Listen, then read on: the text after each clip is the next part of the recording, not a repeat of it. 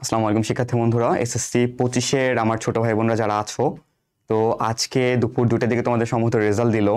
এবারের রেজাল্ট আসলে অনেক আশানুরূপ তো হয়নি, বলা যায় যে আশার থেকে অনেক খারাপ হয়েছে। আসলে দেখলাম প্রায় মনে হয় 63% মনে হয় তোমার এ প্লাসের হার নাকি পাশে আচ্ছা কৃতকার্যের হার 63% সামথিং দেখলাম, যেটা আগের থেকে অনেক কম। ইভেন এ প্লাসের সংখ্যাও নাকি 43,000 কমে গেছে আগের থেকে।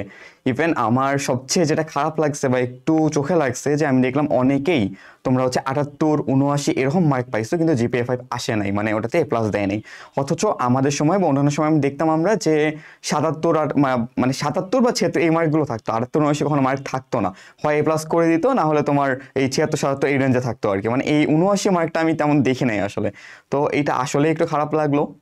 এখন কথা হচ্ছে কি, যা হওয়ার তো হয়ে গেছে, এখন এটা নিয়ে তো আসলে আর ভেঙে পড়ার বা আর হতাশ হয়ে কোনো লাভ নাই, তাই না?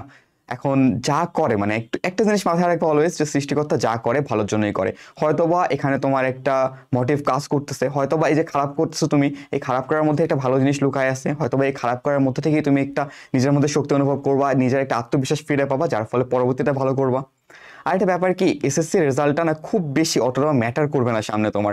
আমরা হয়তো অনেক সময় বলি যে এসএসসি রেজাল্ট লাগবে, এই করবে ওই করবে, ঠিক আছে লাগে, অনেক জায়গায় কাজে লাগে, কিন্তু এই এসএসসি রেজাল্টটা তোমার এতটাও ক্ষতি করবে না, এতটাও মনে করো যে জীবনে এমন কোনো ক্ষতি করতেছে না যেটা অপূরণীয়। তুমি চেষ্টা যদি করো, একটু চেষ্টা করলেই পারবা। বুয়েটেও আমার এমন অনেক ফ্রেন্ড আছে যারা 4.5, 4.65 এরকম মার্ক পাইছিল, জিপিএ পাইছিল, তাও সে বুয়েটে আসছে, সে অনেকে ঢাকা মেডিকেলে চান্স পাইছে। তো যারা আসলে খারাপ করে দেখা যায় দিন শেষে তাদের মধ্যে অনেকে আবার কি নতুন শক্তি নিয়ে ফেরত আসে। তো এই যে নিজে আবার ফেরত আসার যে ব্যাপারটা, ভালো করার যে ব্যাপারটা, গ্রাফ দেখো না, গ্রাফে কি হয় যে ঢাল ঢাল করে উপরে ওঠে। তো এইরকম যে তোমার যে ঢালটা যাতে ঊর্ধ্বমুখী হয় এরপর থেকে, যাতে তোমার এইটাই সবচেয়ে লোয়েস্ট পয়েন্ট হয়, যাতে এরপরে আর খারাপ না করো, এই জিনিসটা মাথায় রাখতে হবে।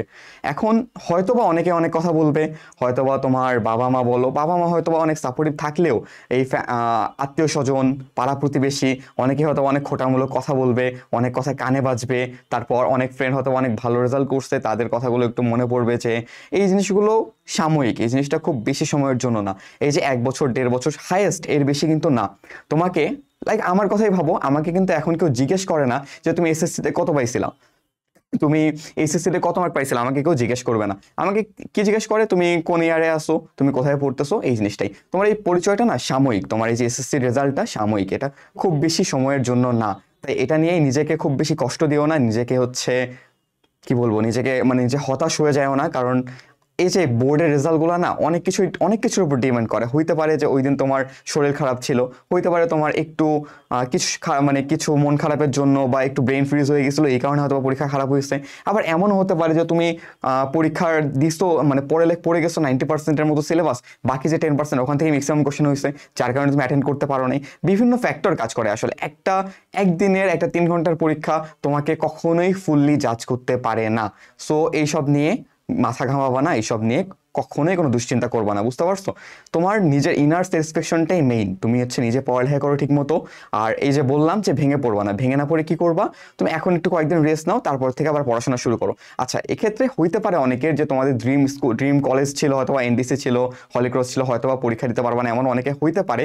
তো এইসব নিয়ে মাথা গরম করে কিচ্ছু নাই। কারণ এনডিসিতে পড়লেই ভালো করা যায়, এনডিসি থেকে না পড়লে খারাপ হবে বা ভালো করা যাবে না, এই কথাগুলো কিন্তু ঠিক না। আমি অলরেডি কিছুদিন আগে তোমাদের এক বড় ভাইয়ের সাথে মনে হয় কথা বলছিলাম, এনডিসি রিলেটেড একটা ভিডিও একটু দিয়েছি।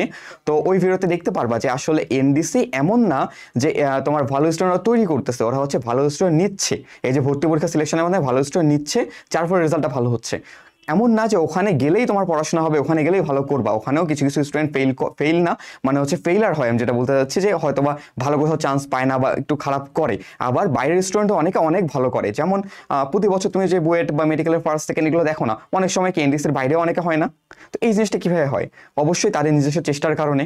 তাই এসএসসি 25 যারা আছো, একদমই ভেঙে পড়বা না, হতাশ হবা না। দিন শেষে আমি যত কথাই বলি হয়তো নিজের খারাপ লাগবে, একটু হতাশ লাগবেই, বাট এটা ঝেড়ে ফেলো, বুঝছো? আর তোমাদের যে কোনো সমস্যা, তোমাদের একাডেমিক বিষয়ক, তোমাদের যদি মন খারাপ হয় বা কোনো ধরনের সমস্যা, আমরা আছি পাশে, আমাদেরকে জানাবা। অবশ্যই আমাদের গ্রুপে জানাতে পারো। যদি মনে হয় যে কোনো টিচারকে পার্সোনালি জানাবা, তাও জানাতে পারো, কোনো সমস্যা নেই। আমরা যতটুকু সম্ভব চেষ্টা করব তোমাদের পাশে থাকার।